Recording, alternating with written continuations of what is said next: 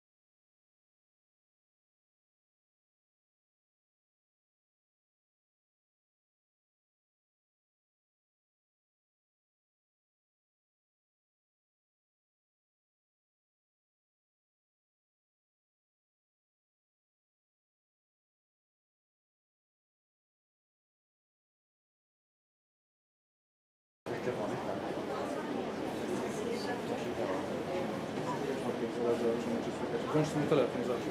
Ale co to jest drugi, ten mic? To jest, ja stary zrobiłem. To jest mój built-in.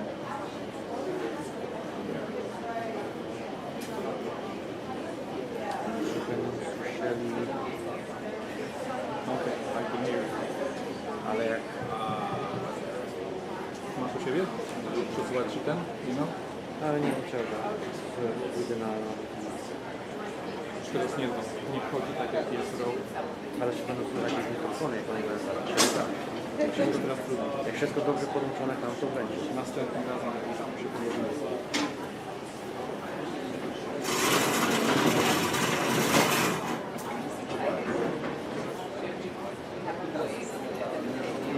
So we're gonna record here, and then we're gonna record there. I'm gonna start recording now.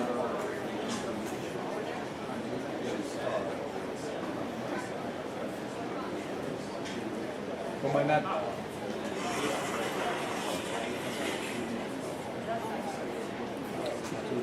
Żeby PowerPoint też widać, albo nie? Oni czy to nie chcieli. Będziemy się cofnąć. Będziemy musieli ustawiać kamerę.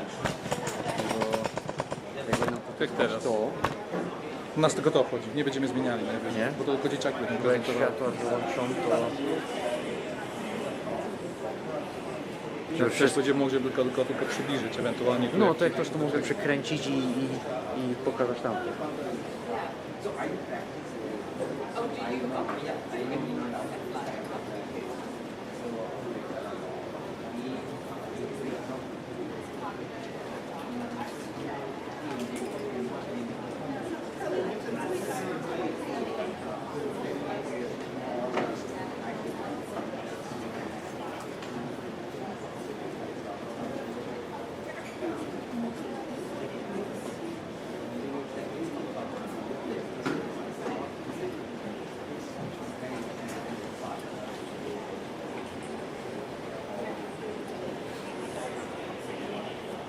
Mariusz.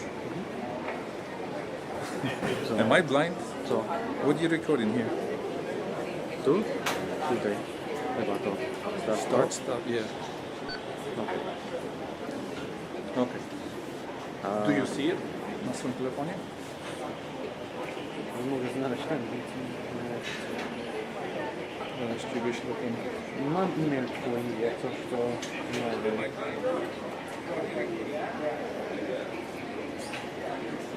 To get the, No okej, tak. it takes you primary live stream. That's up. And see if you can hear it. You can? Ale to chyba przez kamerę. Yeah, we're not gonna do the mics. I'm not gonna take any chances because this is another new program that I'm still learning. It's an open source. The old one that, that Alex got never worked out. I checked with Collins, plug it in that one, that's where I'm plugged in. So. Oh, okay. Maybe next time I'm gonna have to get with Colin and just test it, try test it without anybody. This way I'll know for sure how I have it set up because every time it's a surprise. Yeah, I'm just like, crap, we're gonna get the first one. I'm really happy I got this one to work. So we're gonna be catching everything from the camera. At least for the record later on. And then later on I have to get together with him and streamline it. So we just come in and make it done for us. We bought a board just for these types of things. Yep. It's all the mics. So now we just have to get to that thing at some point when nobody's here and then we can just do a dry test then. Because right now I'm not taking any chances. Check it. We got something going. No guts, no glory. And recording now. It's out. We can. Yeah.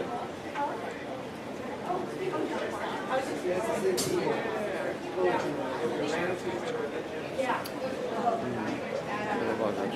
Okay. Tego po polsku. You know what? Let's call this back. W końcu włożymy to z powrotem, żeby później nie było więcej roboty.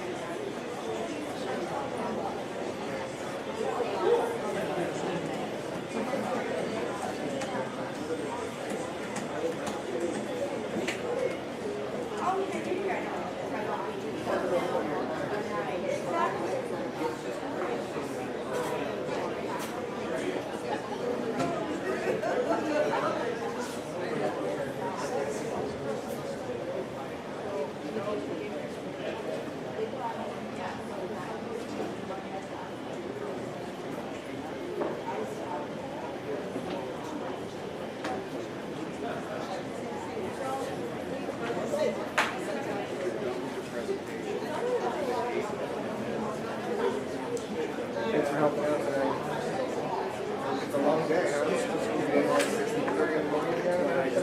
Oh my gosh.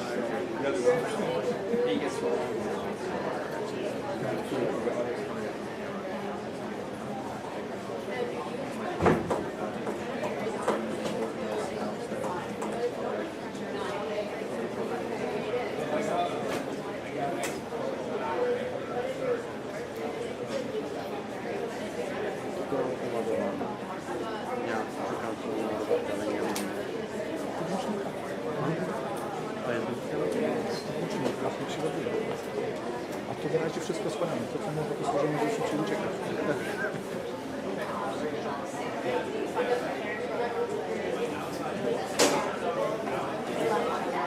Oh, yeah?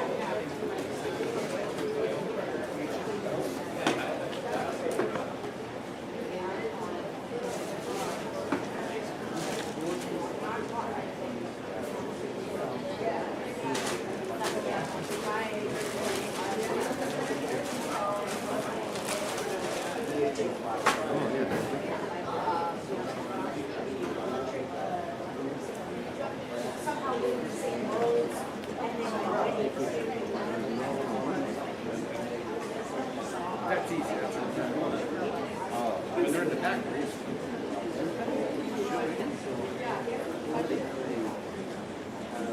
Good evening, everybody, and welcome to our BT Connect.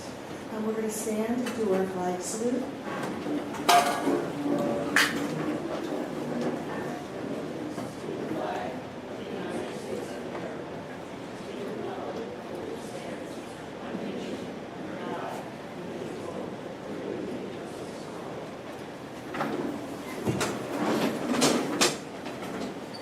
Can we do the roll call?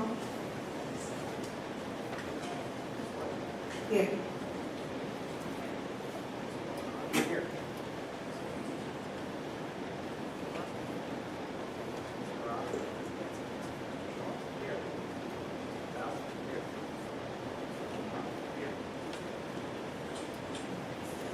This time will be the statement of public notice. This is a special meeting of the Board of Education of Williams Township. Notice of the time and place of this meeting is provided in copies of the resolution that forwarded to the official newspapers as designated by the Board of Education, and the township collected a copy of the notice was posted in the bulletin board of Board of Education offices in accordance with PL 1975, Chapter 21A. We will do public comments at the very end when we share. And with that, I will turn it over to Mr. Mahoney. Okay, so we're going to transition a little bit because once board members can see well enough up here, okay, you guys want to switch? Good? Easy? Okay. So if everybody can see, we'll stay right where we are. I just wanted to start off quickly by thanking some folks who are going to be presenting tonight. Mr. Sean Beavers, our Director of IT, has been doing a series for families called Technically Speaking. And since this particular topic that is his third presentation is also part of our district goals, we made it a BT Connect meeting. Contributing also tonight will be our high school principal, Dr. Russ Lazovic. We also have one of our teachers here from the middle school, Jill Stedwanski, who's here with some of her students. And Kristen Fox and Stephanie Smith also helped to create our presentation tonight, although they will not be speaking. So with that said, we'll kick it off with Mr. Beavers. Thank you, Sean. Sure. Can everybody hear me okay? All right. So I want to start off, I was thinking about, how can I introduce AI, or the basics of AI, or this artificial intelligence. And I started thinking about one of my favorite shows was by Jack Candy. Everybody should know Jack Candy, Saturday Night Live. Like 3 people, that's great. Perfect. We were taking. Can you hear me now? There we go. We were taking bets on who would actually remember who Jack Candy was or from SNL, but anyway. So this one is about mankind. The word mankind is actually made up of 2 words, which is mank and kind or ind. And so I was thinking, well, artificial intelligence is made of 2 words, which is artificial intelligence. So maybe in order to understand artificial intelligence, we have to look at the words themselves. But then I was thinking, maybe that's not the best approach. Maybe I should ask AI itself, so ask ChatGPT what it thinks artificial intelligence is, right? So this is a response it came up with. Artificial intelligence is when we teach computers to do things that normally need human thinking. This includes learning from experience, understanding what we say, recognizing what's in a picture, or making decisions like suggesting what movie you might enjoy. Thinking of it like having a very smart helper that can learn, reason, and solve problems, just like a person would, but inside a computer. So that's pretty good. I was like, what about if I could get ChatGPT to tell me in the simplest of terms what AI is if it was Jack Handy? And that's what this is. So I came up with this. I like to think of artificial intelligence as a little robot friend who can learn things all by itself, kind of like a curious toddler who never stops asking questions. Except this toddler can also drive a car, write a story about flying jelly beans, and plan your next vacation. It's both amazing and a little scary because once the robot friend figures out how to tie its own shoes, you have to wonder, is it also learning how to tie yours together? But that's AI for you, always learning, always growing, and hopefully not plotting to take over your sock drawer. So I was pretty blown away that it actually captured not only, this brief explanation of AI, but also the essence of Jack Handy. All right, so we're talking about tonight two different types of AI. One is regular AI, which everyone here should be familiar with or has a sense of what that is, and if not, I'm going to show you some examples. And then also generative AI. So regular AI is good at recognizing patterns in data, right? So it can recommend, it can analyze, and predict. Generative AI creates new content such as text, images, code, and music, and it does this by learning from large amounts of existing data. So we'll start with some examples of regular AI, search engines. I'm sure everyone's used a search engine in their travels here. And Google, Bing, doesn't matter, DuckDuckGo, they all are using AI to provide the best answers to your query, right? What about voice assistants? How many people have a voice assistant in their abode? All right? We have Google Assistant, and we pretty much use it for timer for baking. That is really what we use it 90% of the time for. Sometimes the weather, but then other things like trying to turn off lights, it's hit or miss. Right, but voice assistants is another example of regular AI. Recommendation systems, if you have a Netflix subscription or Spotify, right, when you log into Netflix, it's going to suggest, based on your previous history, things that you might enjoy watching, right? So if you like science fiction, or you like romance, or you like drama, it's going to bring those or surface those recommendations to the top of your queue.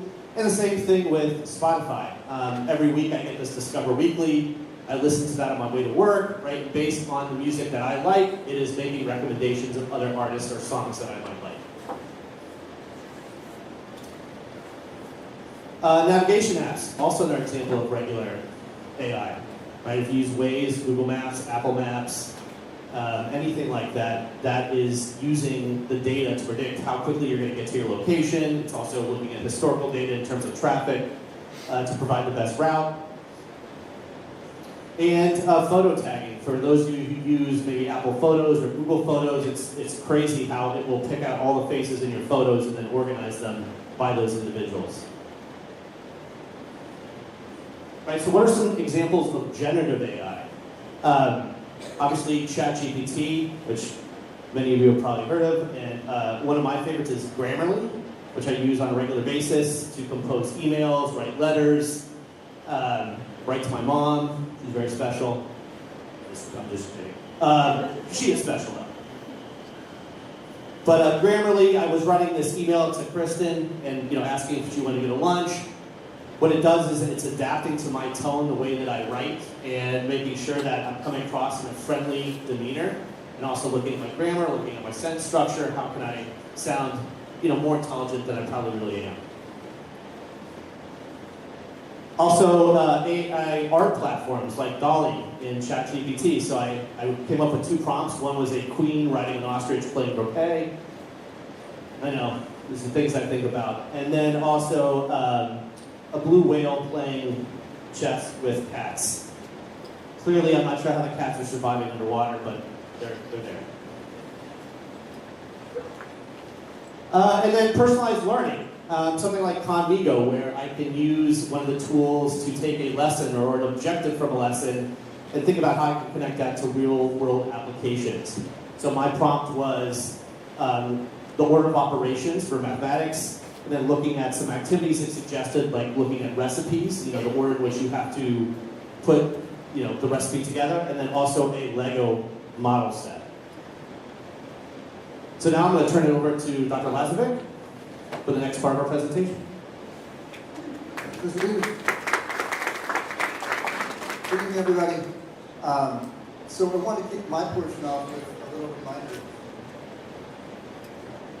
If you've been in district a while, Ms. Fox sent this letter in 2023 regarding AI and ChatGPT because we were having a deluge of students using it in what we consider the wrong way, which we're going to talk about now. But one of the things that was neat about the letter is that at the very bottom there was this postscript that basically let you know that the entire letter, for the most part, was written by ChatGPT. We had lots of comments about that. And so it's an incredibly powerful tool, and when we talk about using it in education, what we're really talking about is helping students understand that it's a powerful tool, one that can help in so many ways, but you have to connect the resources, increasing understanding for the students without having them replace their work with the work of the computer.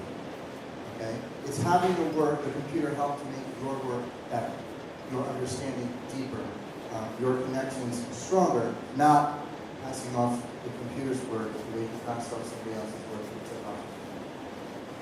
So, just a quick exercise. Show hands. How many people have used ChatGPT better than others? And this may not be too eye-opening. I know we're recording from home. Imagine you're a character. This is an assignment that you can find in middle school English class.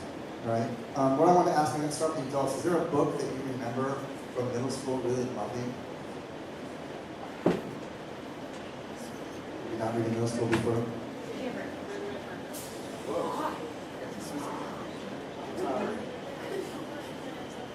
So,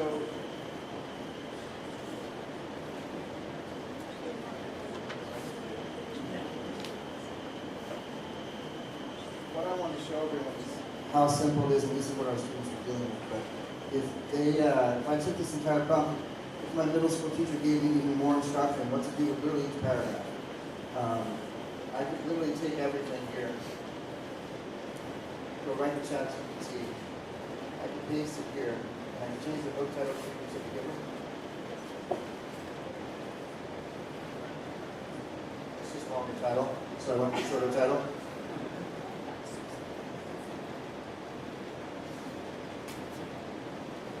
And it's writing my essay. Let me get out of the way. If you can see that, it's literally, Grammarly is killing me. Can everyone see the essay coming up? Because here's the thing, if we don't like the essay, we can click Grammarly and it'll rewrite it for us in a different way. Do you see how fast it's writing? Five paragraph essay with language that I'm sure I can share it later. This is what was created while we were standing here and I was talking. This is how fast it goes.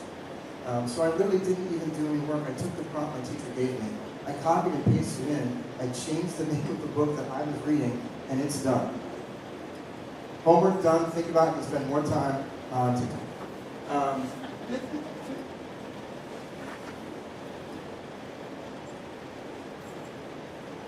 So again, we talked about this idea that how do we help our students and ourselves not use it to replace our work and our thinking, but use it as a tool to increase it.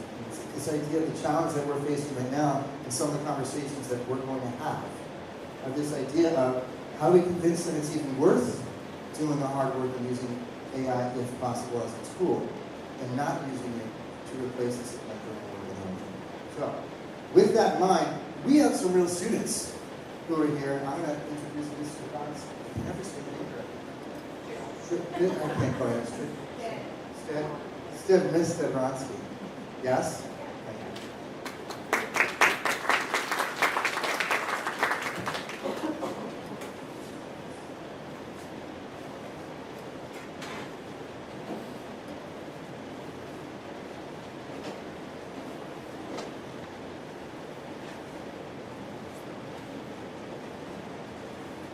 Good evening, everybody. I'm glad to be here, and I'm so excited to have my students with me, because I think you're going to see what I hope that I've seen. This is an unbelievable, powerful tool to extend their thinking be an incredible advancement in their writing, and I think it's going to shift education in the best way possible. I'm Jill Stavansky. I'm a teacher at William Manning for 18 years. I'm an adjunct at Drew University. I'm a consultant for the National Writing Project. I am a researcher. I am a publisher, and I'm the founder of Think Write Club. I have some of my presenters here. There's each sitting at tables, and they'll be able to talk with you. And I gotta go to this because I'm not used to that putting it. Can I go? Thanks. That's right. Okay, so one of the things the student's going to show you.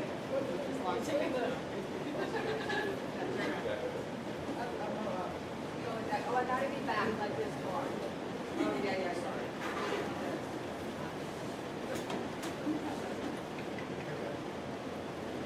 But it's, we gotta look at your,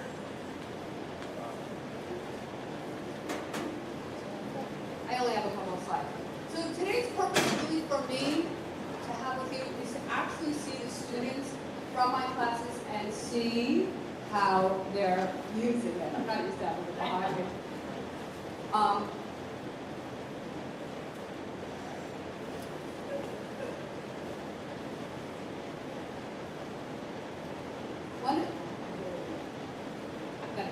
Okay. I really think if we listen to the research, then we'll be able to use AI in the right way. So the research, and this is the National Council of Teachers of English, and the National Council of Teachers of English guides a lot of what the standards are written for the United States. Oh, I hate it that way. I can't see what's coming next.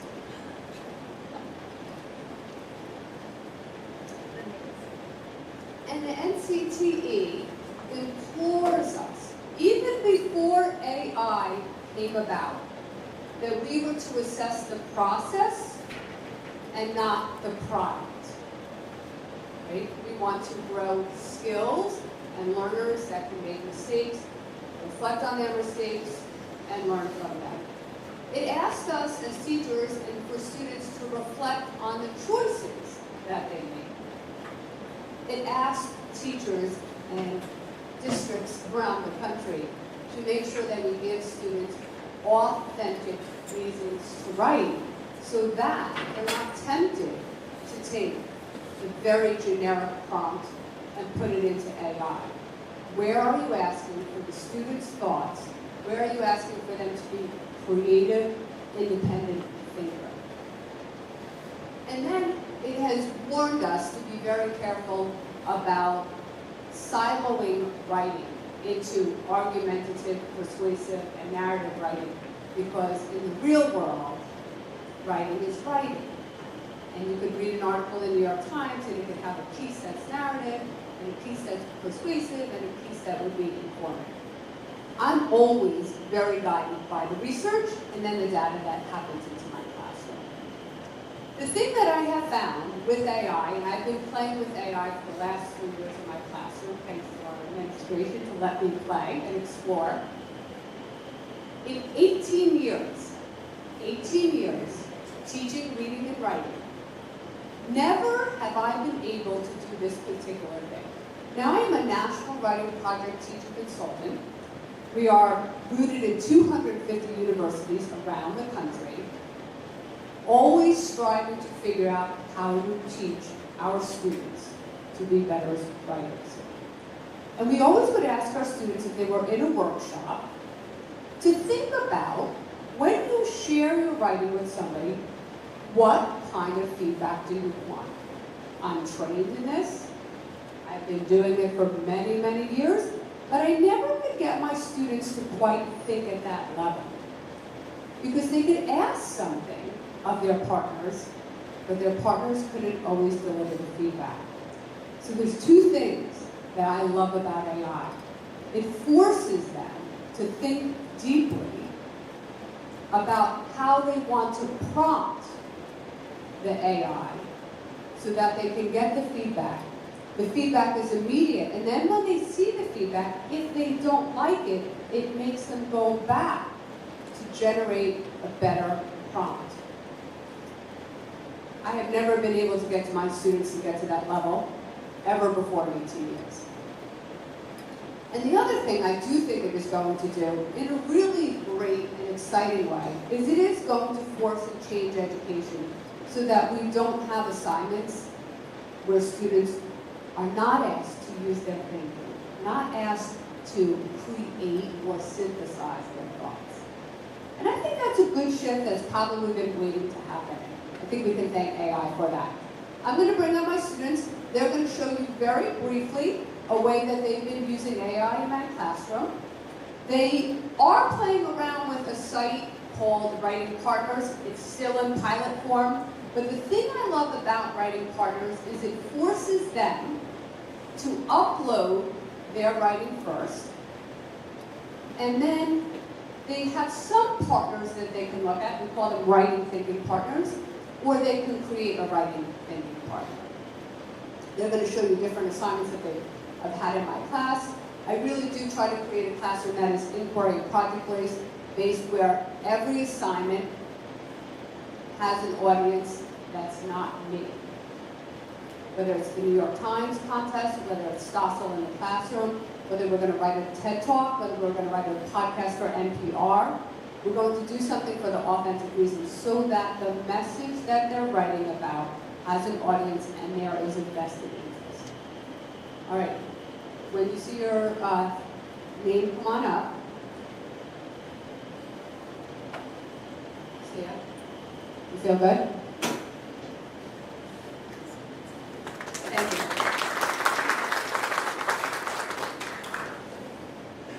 So,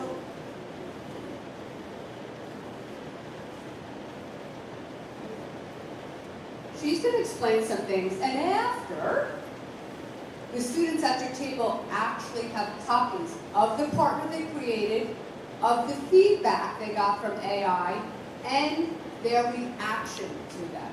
So you can kind of summarize it, and then afterwards at the tables, we actually have printouts of every single student that's going to present, and we have a couple extra students here to help us out. hi, my name is Sia Malay. I'm a student. So for this, I use my English narrative that I did this year. So my English narrative is basically about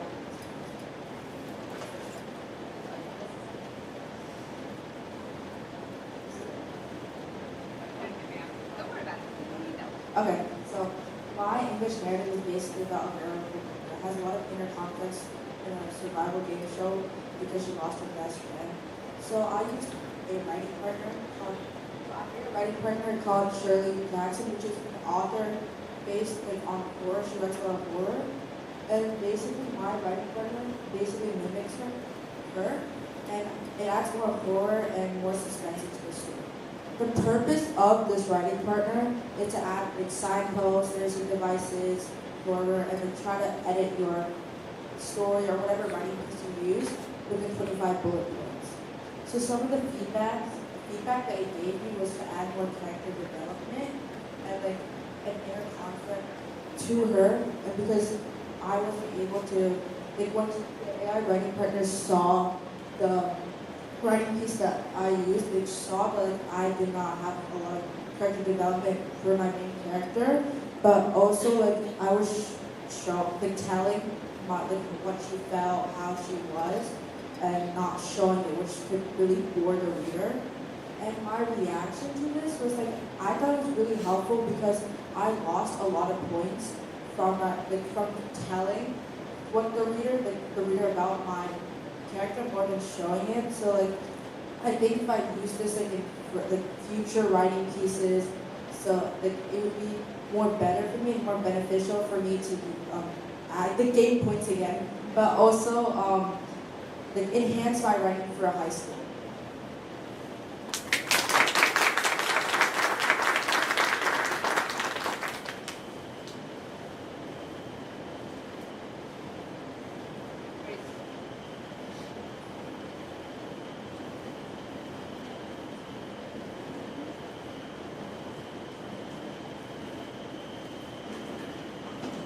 Just so you know, all these assignments, some are from my class, some are from other classes. Hi, my name is Grace, and what I wanted to talk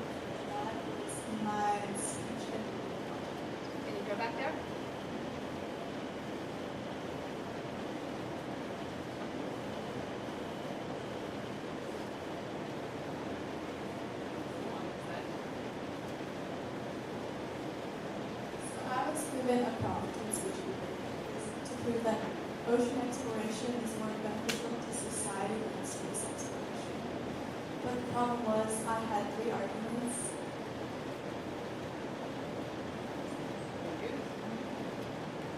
So I had 3 arguments, but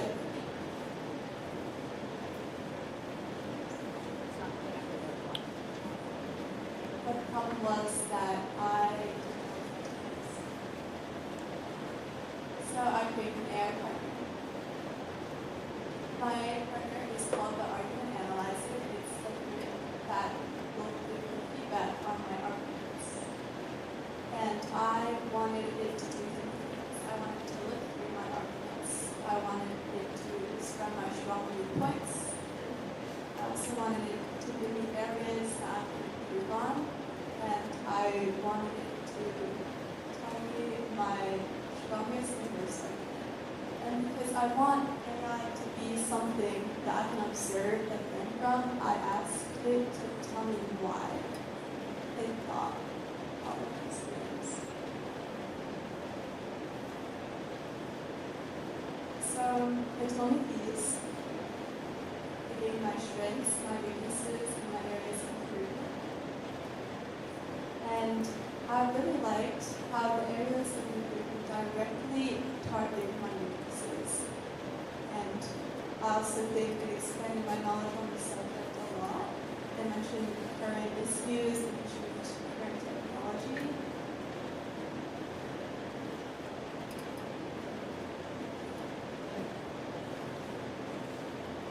And that's my second argument.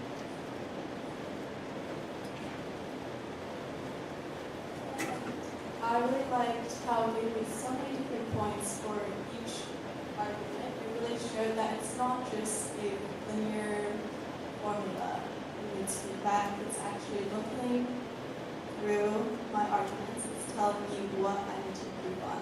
So for this one, I liked how it told me how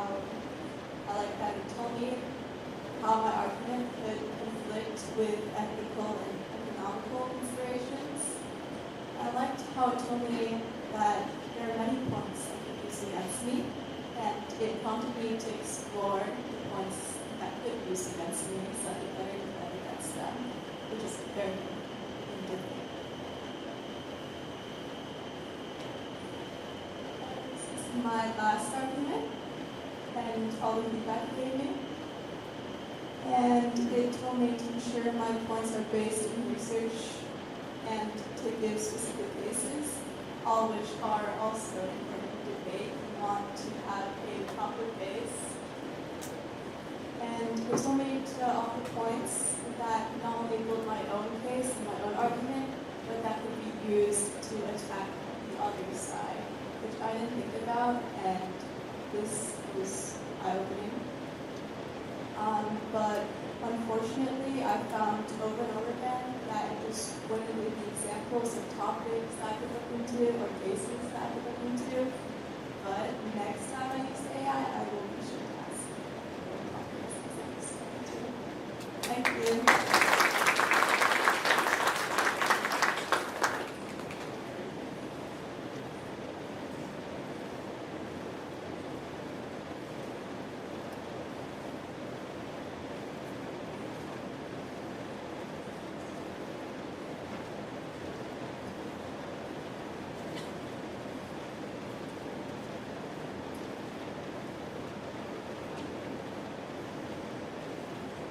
So my name is Emma, I'm a 8th grade student, and I decided to use my writing partners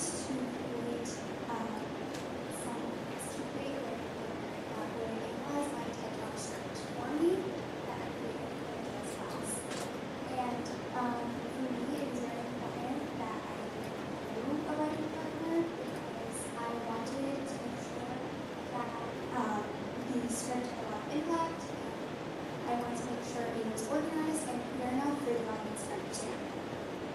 So my writing partner is called the Organizing and Formatting Writing Partner. It was designed to review a text and give you feedback on ideas that may not be clear enough for the audience to understand.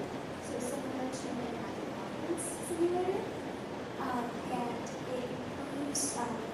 structure of your writing, so it's more clear. So the feedback it gave me was this. It explained exactly where the spots were and it should make things more smooth and make the ideas flow into one another. So three, that's a consistency in document where two of my topics jumped too quickly and needed to make sure that it was smoothly transitioning from one topic to another. And my reactions to the AI feedback, it's very helpful. I'm personally an organized person, and I want to make sure that the audience is also able to understand the ideas that I'm trying to put out there.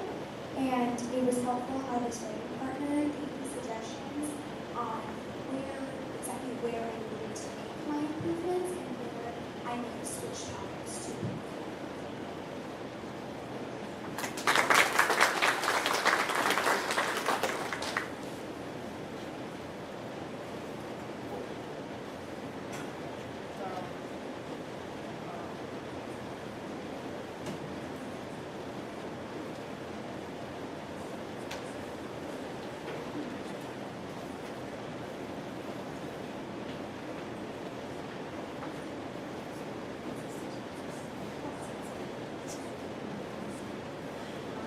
My name is Charlie, and I'm an 8th grade student at Vance.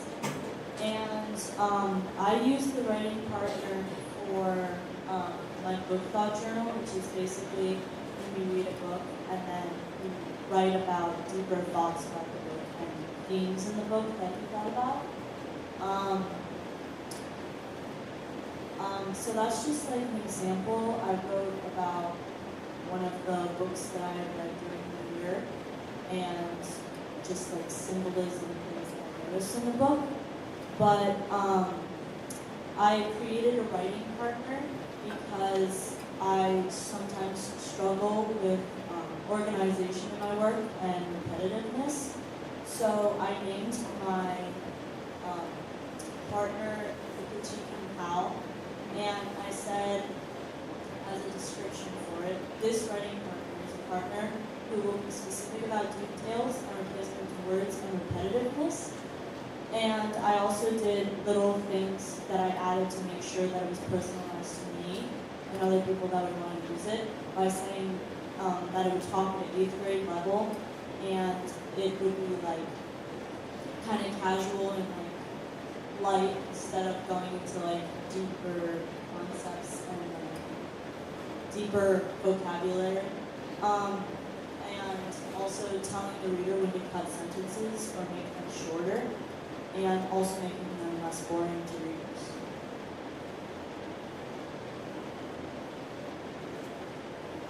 The feedback from my journal was to like basically simplify some sentences in my work that seemed to be going on.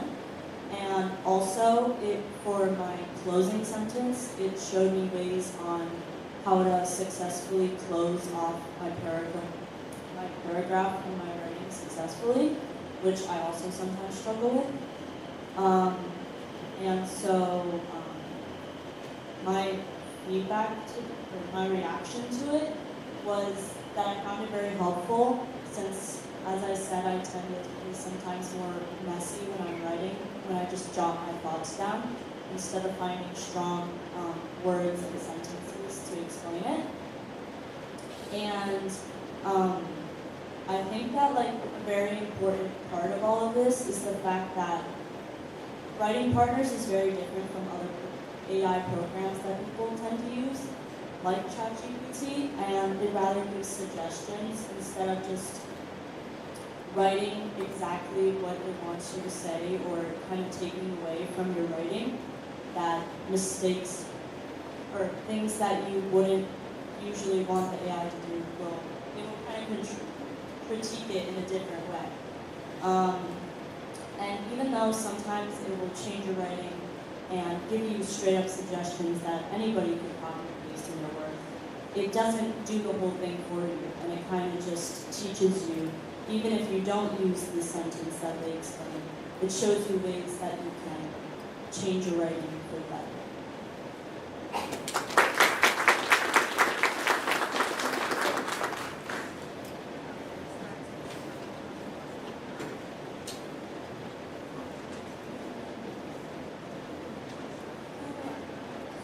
Hi, my name is Talia. And I use AI to help me with my 100-word memoir. So, my 100-word memoir was about a girl my favorite who wants to be felt like she was being left out. And I felt like this was just really important and I wanted to write about it. So, I made a writing partner to help me with it, and it's called the Elaboration Code. And I wanted it to find specific areas where I could expand my imagery and add more description. And it also helped me find sentences that were repetitive and found words that were commonly used and that I could get rid of. I also wanted it to speak to me like a friend because I found that I learn more from criticism when someone's talking to me like a friend, but when I talk to my friends, they're too scared to point out the flaws in my writing.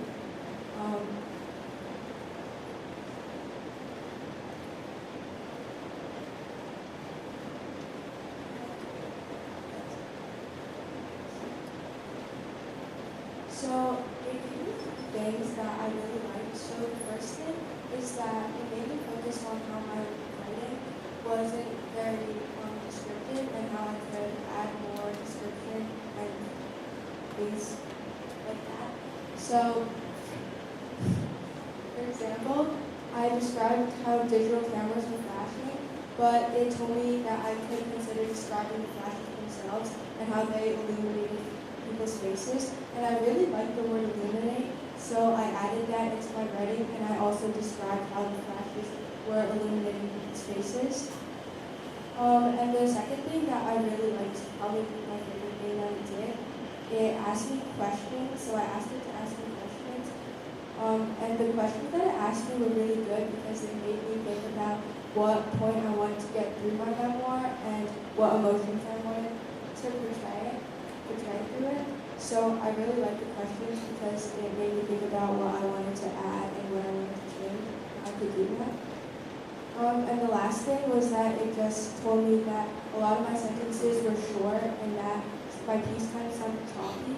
And so it gave me examples and helped me figure out how I could combine sentences to make my memoir flow more easily. And by the end, I was really happily surprised because it was a lot easier to read. So overall, I think that it gave me really good ideas, and it gave me a lot of examples, and I loved how it asked me questions, but I still obviously had to figure out what I wanted to use and how I could add that into my writing.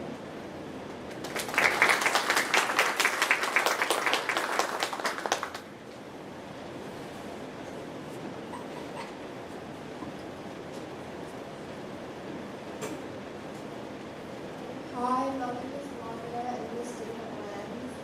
And I asked my writing partner to elaborate and add an added thought to my inquiry journal. So my inquiry journal, an inquiry journal is basically just a journal where you can really write about your thoughts and observations on a source. So my source that I used was a TED Talk, and I put in my ideas and what I thought about the TED Talk, and generally what came to my mind when after I watched the TED Talk.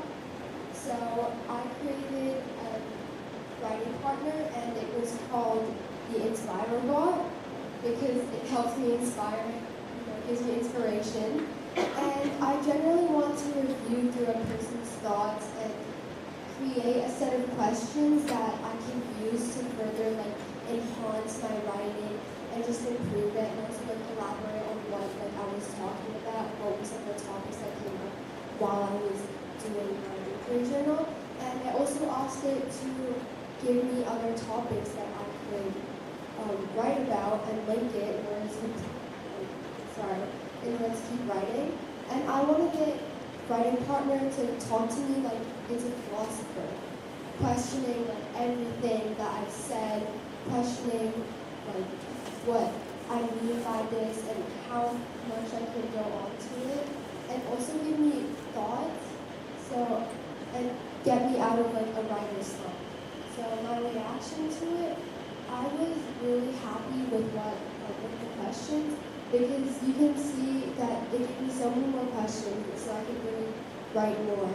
And along with the questions, it gave me questions related to the questions, so I could really actually write so much more and really get to my full potential, which I feel like is really important when I was writing in my weekly journal. And I generally think it's really helpful because it really does push you and gives you sparks to help you improve your writing.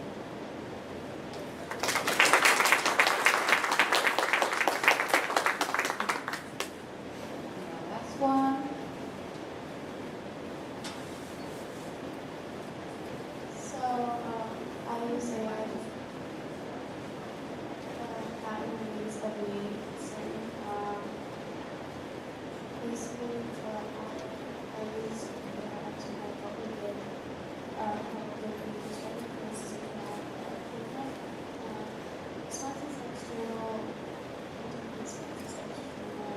which is kind of journal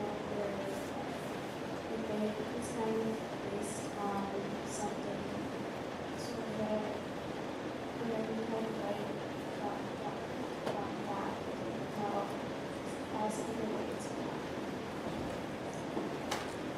And it's basically can't show you. So this is some and it's as opposed to kind of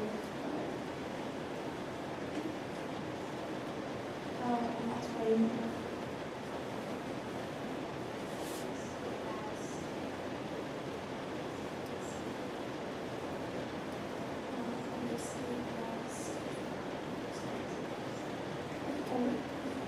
I created a writing partner. I need to express and search journal that asks, it's basically, I asked it to really,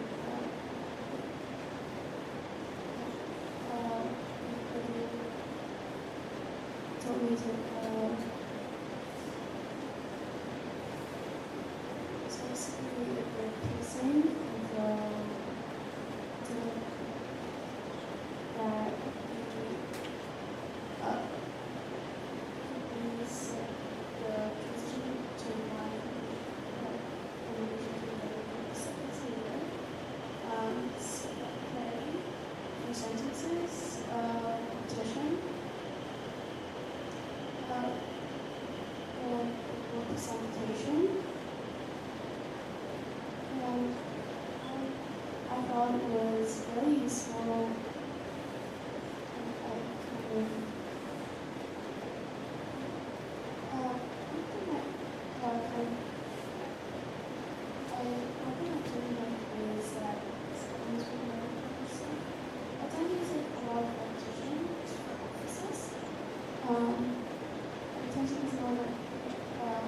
And I kind of specified that I was reading into repetition.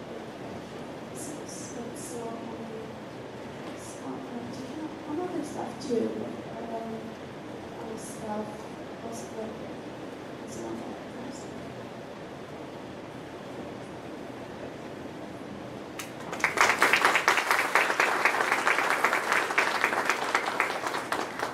So, and I don't know what our direction, how we're going to do this, but at some point on the tables is the AI writing partner that each student created, the feedback that they received, and then their reaction to it. And this is just the tiniest sampling of what AI can do. What I find really powerful as a teacher is when I have 20 students writing 20 different podcasts or 20 different TED Talks or 20 different narratives. They can specifically create that writing partner, and they grow in their level of thinking about how to write that generative prompt. And getting that immediate feedback, like I said, oftentimes the people that are in the group, right, even I have a gentleman writing a TED Talk, honestly, about the liability insurance in the police in New York City. I said, make your partner an insurance guy, make sure he's a risk manager, and why don't you also have him be a New York police officer? So there is so much power in how it can stretch their thinking and stretch their writing, as long as, like I said, we really have to create classrooms where the students' thoughts are at the center. And I do think AI is going to push us to do that. And I'll let the kids answer questions for you because I think they know a lot and I'll be around. So, back to you.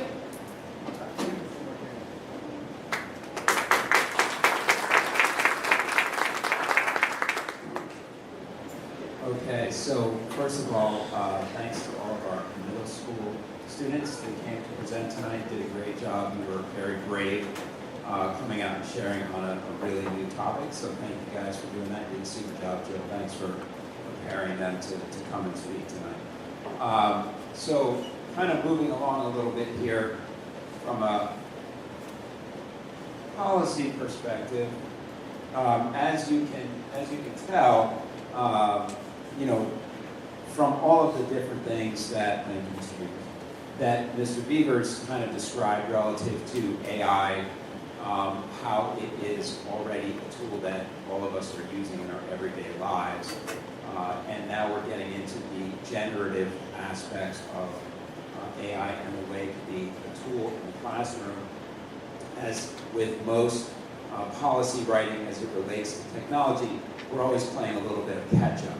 So one of the things that I think is really important as we think about policy writing for the Board of Ed, for our students, our staff, and families in this area, is to make sure we have the input of everybody involved, right? So that's kind of part of what this opportunity is. We know that, as Ms. Stedronsky shared with us, it's a powerful tool for her in helping her students, and other teachers as well are finding ways to help their students using some of the tools that are available to them. So we want to make sure that we're taking advantage of all of the good things that it can offer to help our students grow.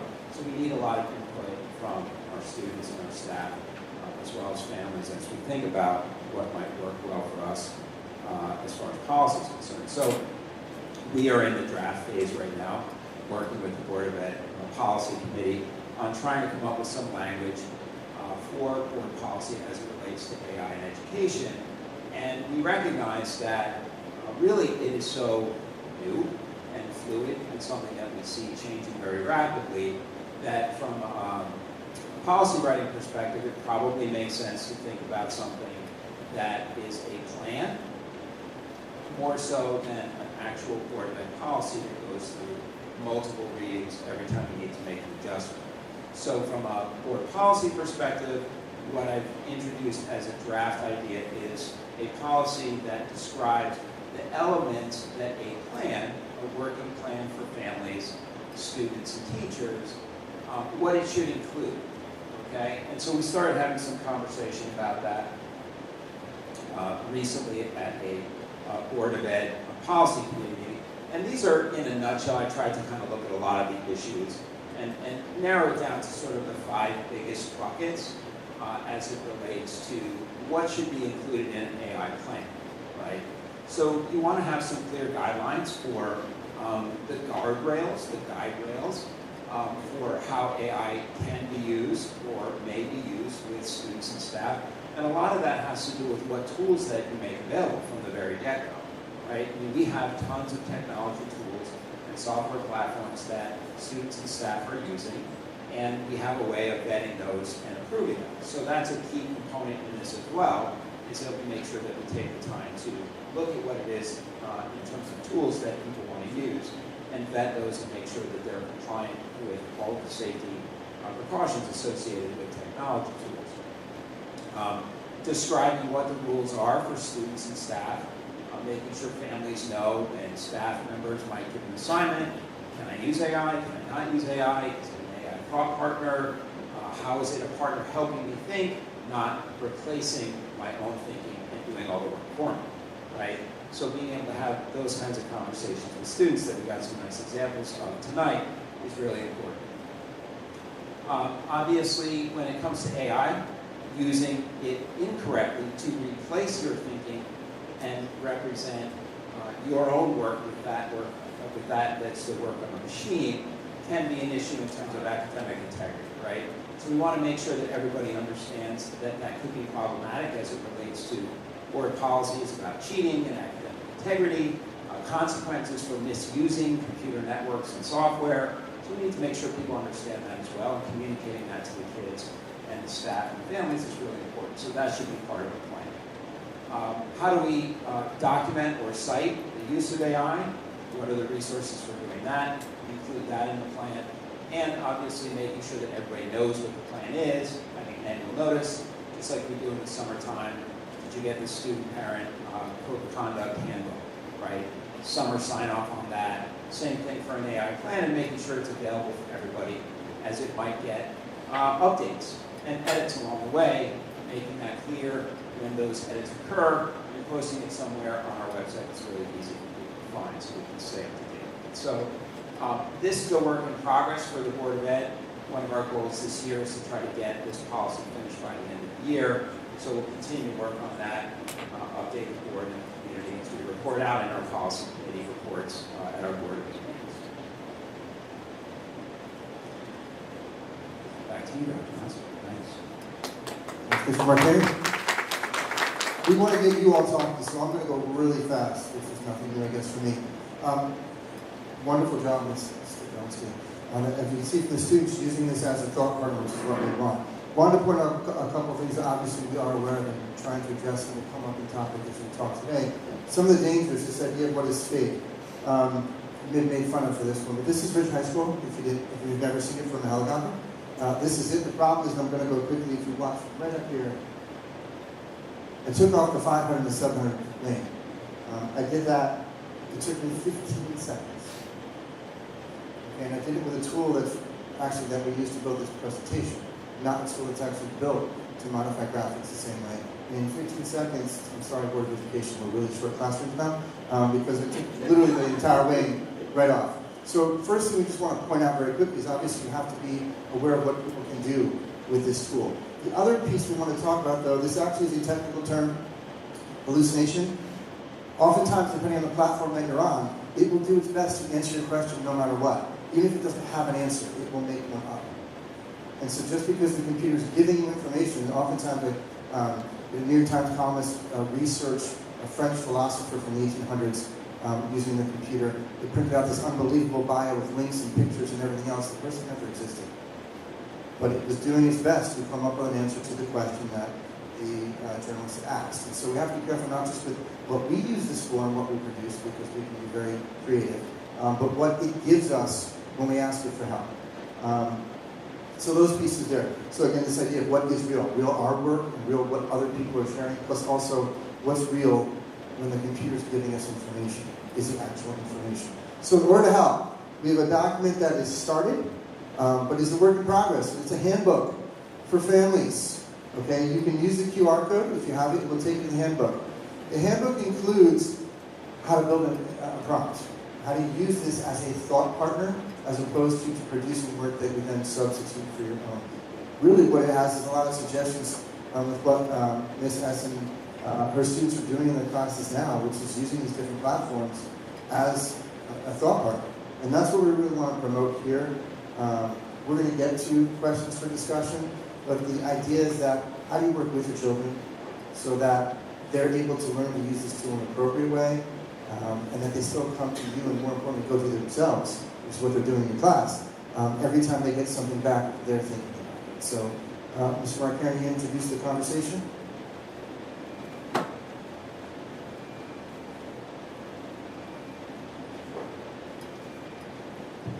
Maybe not, no. So as we normally do with our BT Connect meetings, we like to kind of share out what it is that we're seeking some input on and give you some ideas of exactly what it is that we're talking about. Hopefully that came across with the information that the staff and students shared tonight.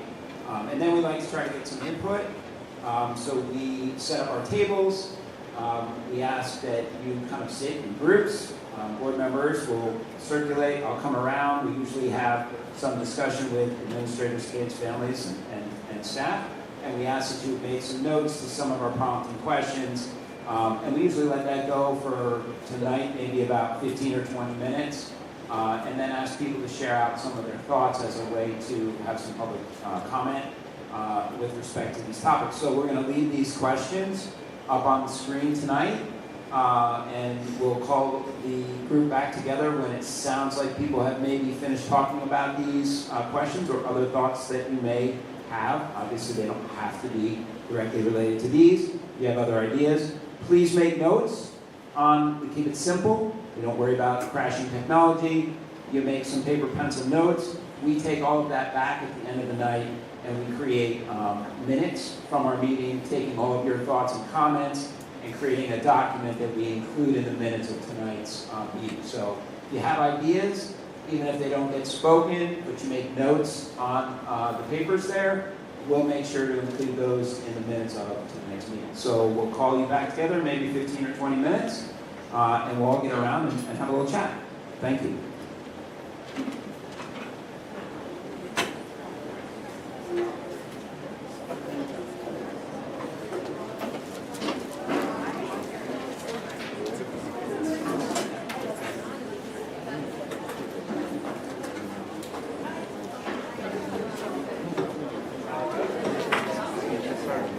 All right, I need a favor.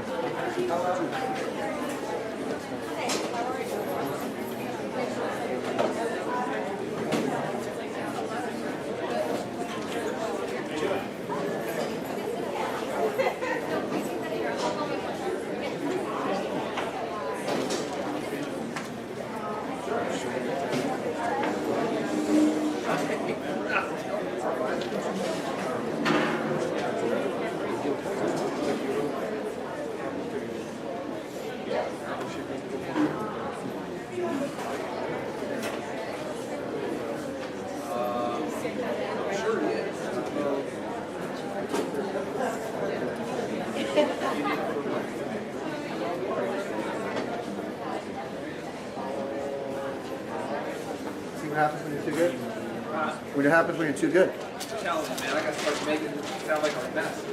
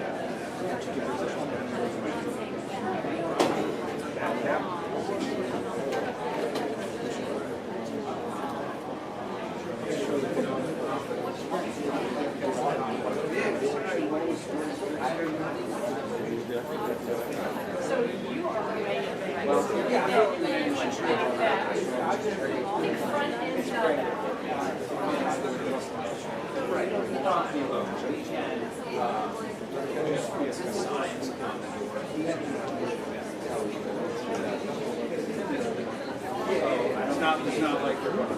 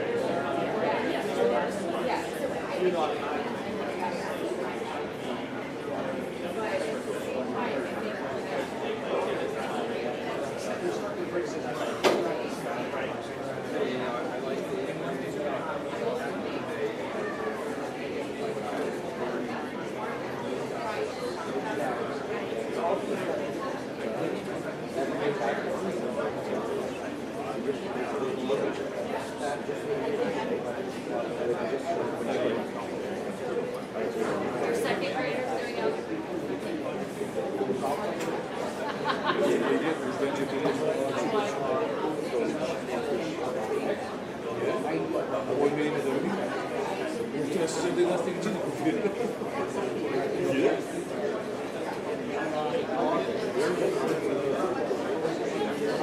jest ten krótki. A normalny byłby 10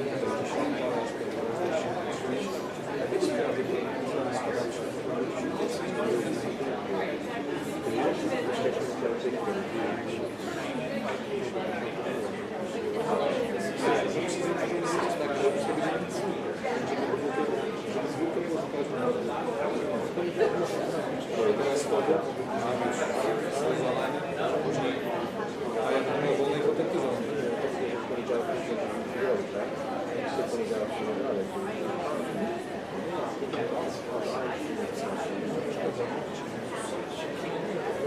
tego może być zawsze jeden z nas.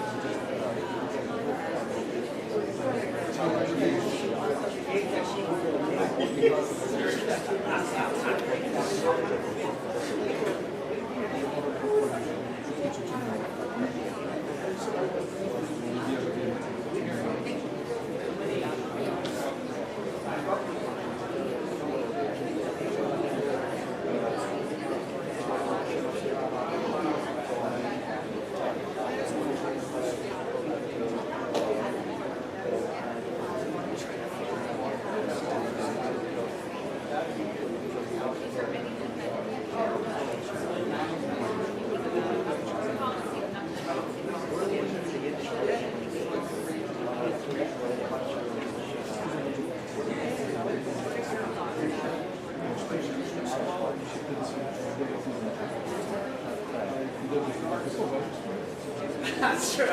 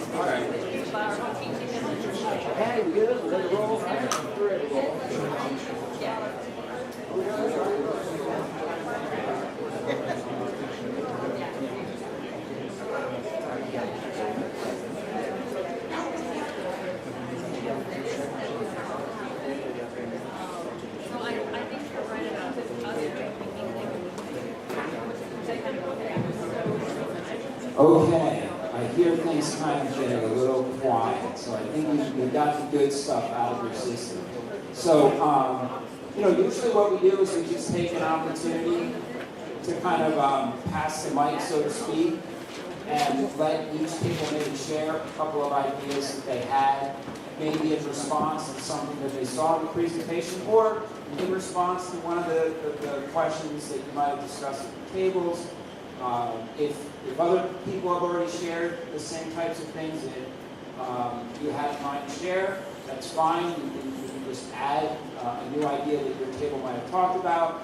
If it gets to your table and everybody covered your ideas, that's fine. We can just pass the mic. So maybe I'll start kind of at the back here. We'll just work our way forward. Does anybody want to speak from back here? Have any ideas you want to share? AI thoughts? I can take your notes, Okay? Come on? Okay. Here we go.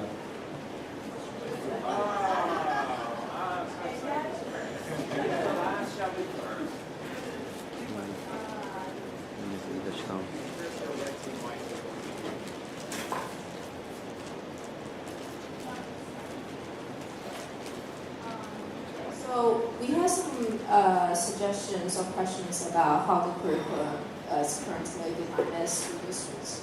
So I think there's a echo the point that Jill just mentioned in her presentation when she was talking about writing, how when we teach kids writing, it's in real life you don't actually write just argumentative writing or narrative writing, but yet from my son just went through elementary school, is in Rams right now. I know that's still the way that it was taught at an early age, on how to write.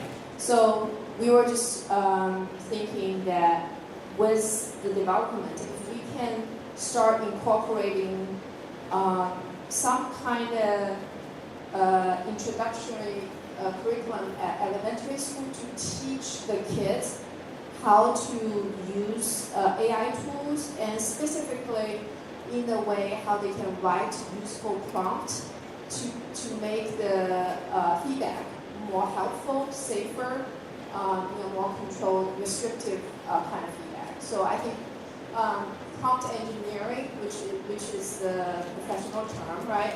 It's how you actually write prompts to get more useful answers.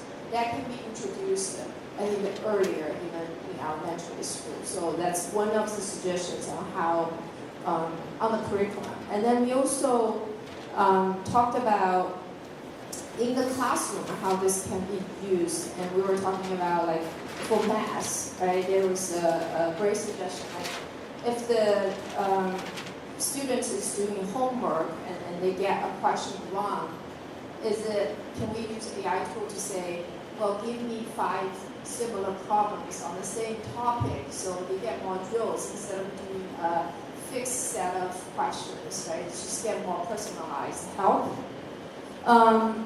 And then, because we have the principal here, we also talked about school districts looking into products that are available to make that available as a whole system with the necessary safeguard in place and introduce it as a whole ecosystem. So it has a plan of how this can be gradually introduced to all the different grades in our school district. And on that topic, knowing that it could be very expensive and it could take a long time, and we're thinking if it can start with small pilots like the research group that Jill was doing, or after-school clubs and stuff, as a way of gathering more data and exposing kids to the AI tools. And the last point we have is, with the AI tool, we were discussing if it's possible with AI helping. Is it possible to free up more time for the teachers so they have more in-person interaction than having to provide feedback to each of the student by relying on AI to say, give the student feedback, and then they can actually have more face-to-face time, like more inclusive discussion. So that's basically the topics. Thank you very much. Any thoughts from table number 9? So we spoke about how AI can help in daily life as well as in work or school. So in daily life, it was mostly for personal things like vacation planning, budgeting, or like Google is also a form of AI, so asking general questions. In work and school, it's more in financing, accounting. You can find patterns in data, and it helps with writing in almost every area, especially brainstorming, because you can come up with a ton of ideas where you can spin your ideas off of. We came up with some of the challenges of AI as well, and students in school can use AI as their own ideas. And a solution we came up with for this is if a teacher notices that a student has turned in a paper that is written purely by AI, they would have consequences for using AI to write a paper. And with clarity and hallucination, as well as fear of the unknown, the students need to be taught properly how to use AI. That way they're using it in a safe way and it can benefit them. Most of the teachers as well who've been here for a long time, they would need help learning how to use the AI so they can teach their students. So with workshops, students can teach their parents as well to make sure that their parents know that they're using AI in a safe way. And whether you can use AI or not also depends on the type of assignment that a teacher may give students, because some assignments require AI that can check over your work, but in a case where an assignment is asking you to give your thoughts on something from your opinion, AI can't tell you your opinion, so that would be something a student would have to do on their own, as opposed to asking AI to do it for them. And their teachers can also use And there's a moral line for everyone where if they would know if they're doing something that the district would not approve, or if they're doing something that could potentially cause them to have consequences or fall behind in classes. And we should always lead with curiosity and not fear when we're thinking about using AI, because it's ultimately we're trying to find a safe way to use it so it can benefit people.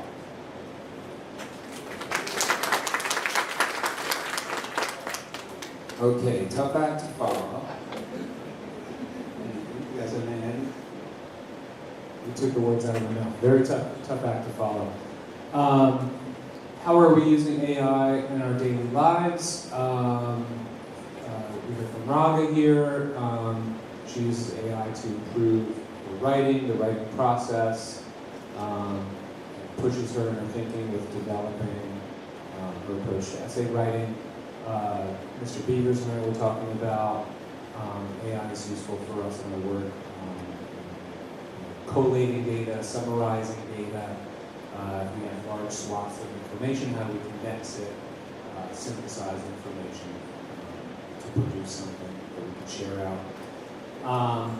What should schools be teaching students about AI? We're thinking about, AI could be a good thought partner, as we heard from the students here this evening.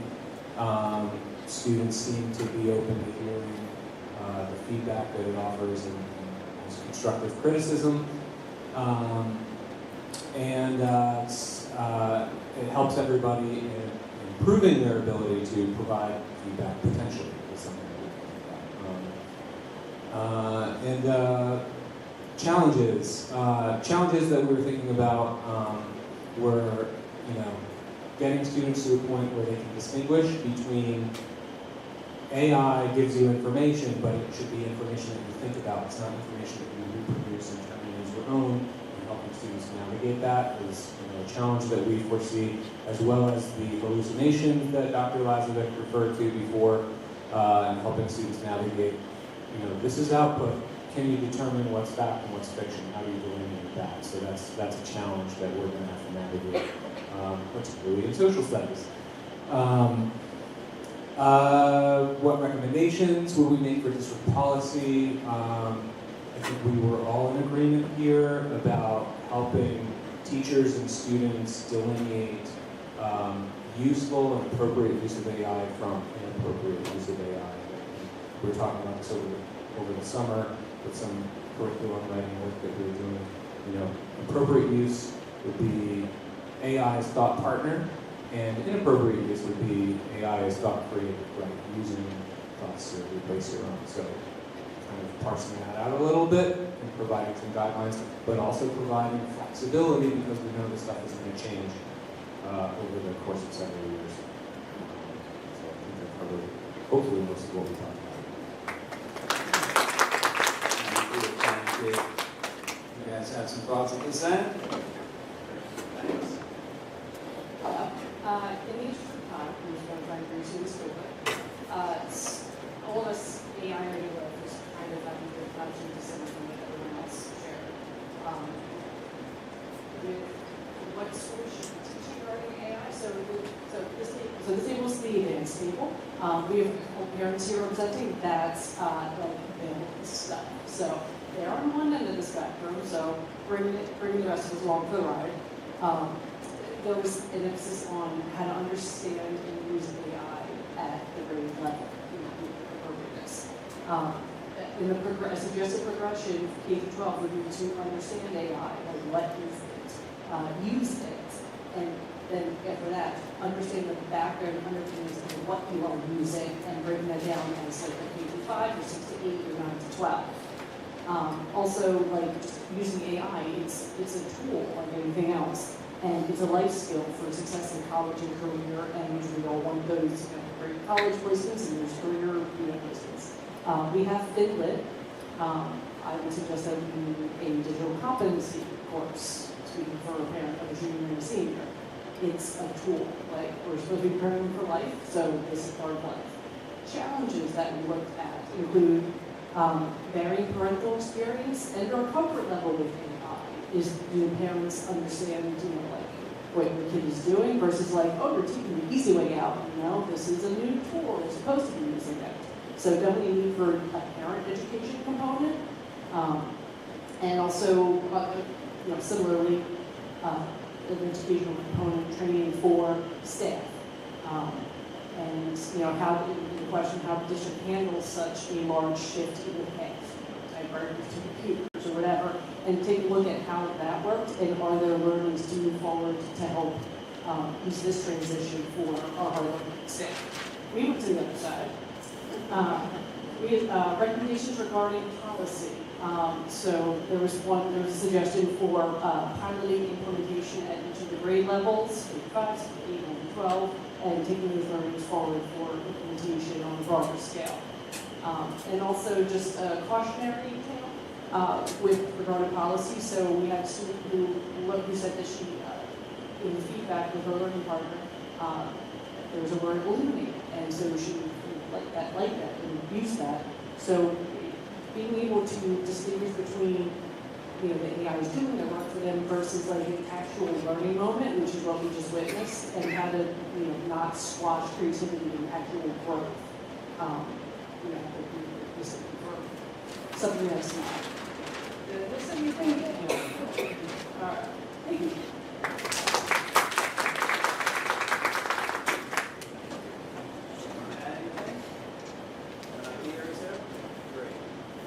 Most of the stuff they said about things, we just mentioned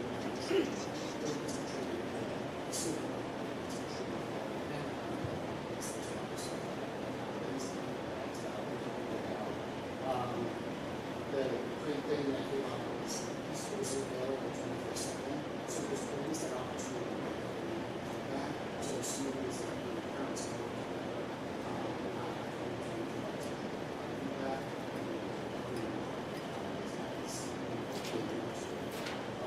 and the other kind of big thing is how the school is sort of helping to break down the topics so that you just don't get the answer. And that's one of the things that just talking about how the schools are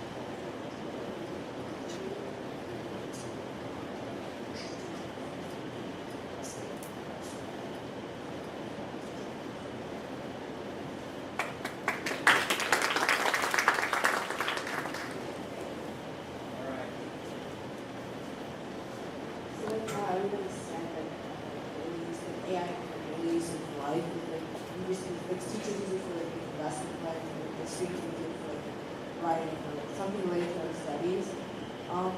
One of the questions we had, like, how we could use, like how would the classes, like, in elementary school, we have classes with computers and everything, but like when it comes to middle school, we don't have like classes teaching about like AI, like coding, like not like proper coding or anything like that. So like our question was like how can we incorporate it down in middle school? Because at elementary school we have it, but middle school we don't. Like, another question we had was like relate AI to screen time, because like some kids depend, like some kids like, use it like whenever they need to, and some kids use it use too much in school. So like our question was like how can we reduce our screen time with AI too? But like the challenges we saw was like it can adapt too much to our life.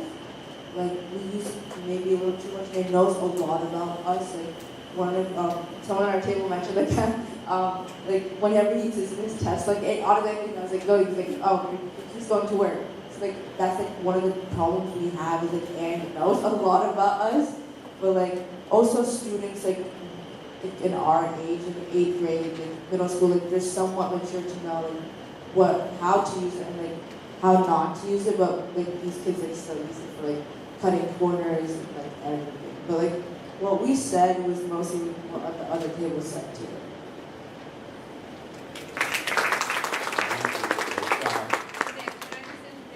Sure. Many of my students need to text mom or dad, or if they're waiting, you're allowed to take your phone out and text mom or dad. Right, so just to respect everyone's time, we usually try to wrap these up around 8:30 for our BT Connect meetings. Obviously, we had some really great contributions from the kids tonight, and that pushed us a little bit longer. So certainly, if any kids need to go, make sure you're communicating with your parents and getting them safely, okay? On that note, I'll keep it real quick. So I think one of the things we talked about, a lot of teachers said, we said we really like that, plan rather than specific policy because AI has changed so rapidly. We talked about training, and one of the things we were worried about is just, just the blanket ban in sites. So there's no ban for other AI sets. That's probably very problematic because in many cases they can't use very well. It's just kids, staff, parents that don't know what it's about.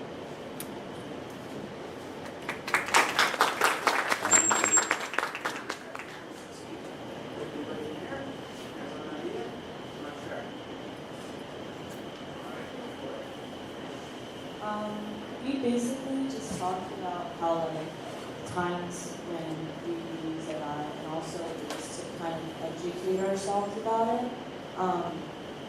So like even in jobs and like outside meetings, we use it to like review emails, or we can like fix our grammar when we have to write something, even if it's just a casual thing. And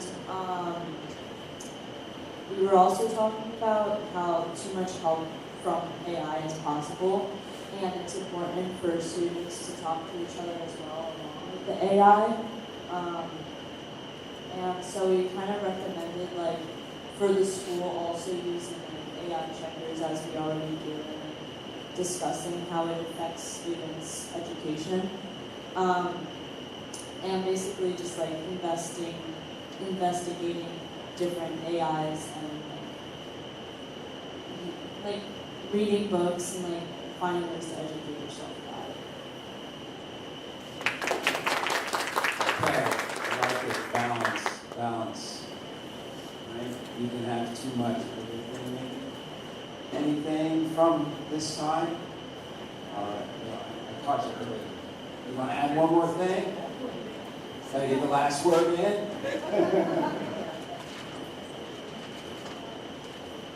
So we also talked about how AI is such a big fear, mostly because we're afraid that people will use it wrong. But I think we need to think about why people might misuse AI.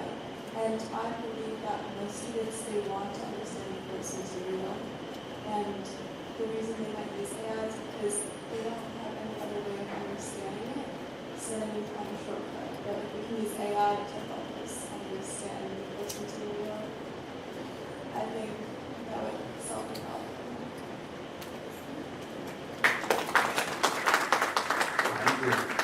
It's like a battle. It's like a microphone battle. All right, last one. So like we were one of the tables mentioned about like banning, like I know like on our school computers like a lot of things were blocked, like Apparently, like a bunch of the games where like eventually students are going to find ways to like use it again and like share it with others. So like I don't think you could just worsen the fact that like if you block something, I think it's making it worse like rather than helping us.